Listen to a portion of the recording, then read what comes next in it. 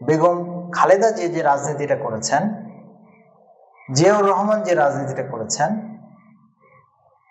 জনাব তারেক রহমান কি সেই বলয় ভেঙে আবারও তার বাবা মায়ের মতো রাজনীতিতে ফিরে আসতে পারবেন, নাকি ইন্ডিয়ান আধিপত্যবাদীদের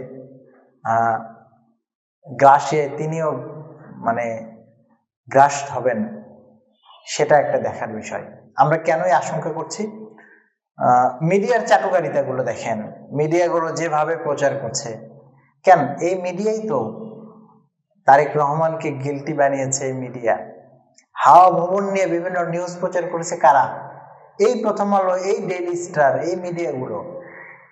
তারপরে মিস্টার 10% বানিয়েছে কারা? এই মিডিয়াগুলো।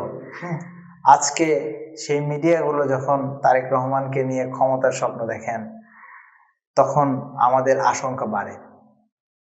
তারা কি আবারও ইন্ডিয়ান পারপাস সার্ভ করার জন্য তারেক রহমানকে ইউজ করতে পারবেন, যেটা বেগম জিয়াকে দিয়ে পারেন নাই? এটা আগামীর দিনই বলবে। তবে আমরা আশাবাদী হতে চাই, কারণ ইতিমধ্যে তারেক রহমান শরীফ ওসমান হাদির কবর জিয়ারতের একটা ঘোষণা দিয়েছেন। তিনি সম্ভবত 27 তারিখ শরীফ ওসমান হাদির কবর জিয়ারতের মাধ্যমে